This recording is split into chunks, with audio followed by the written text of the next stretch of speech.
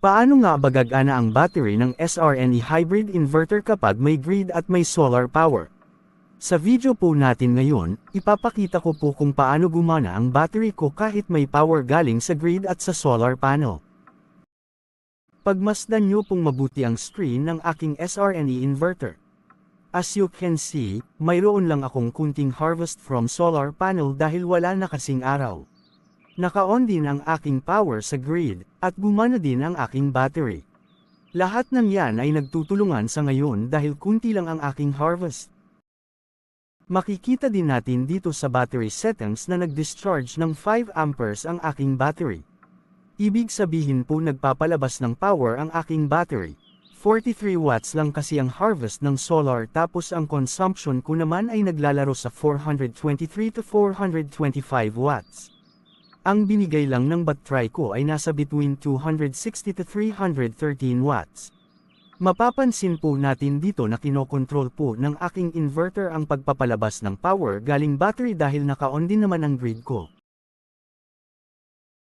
Kung titingnan po natin dito sa settings din work mode setup, ang battery ko ay nakaset po sa battery to home load.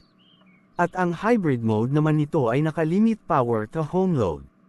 Hindi po naka-check ang grid charging ko dahil sobrang sobra naman ang harvest ko from solar kahit na hindi pa matirik yung sinag ng araw. Kahit kunting harvest na gagamit ko pa rin ito sa aming konsumo. Walang nasasayang nito. Tuloy po ang trabaho kahit pa mawala ng power sa grid.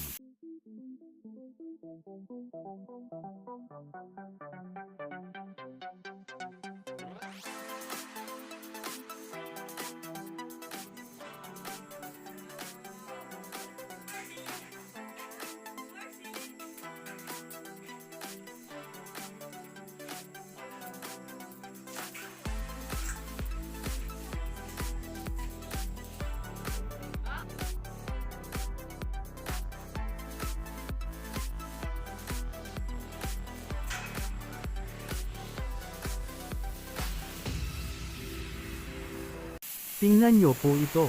Kahit walang power sa grid, may sapat naman akong energy na nakastored sa aking battery. Kaya tuloy pa rin ang ligaya mga ka-solar.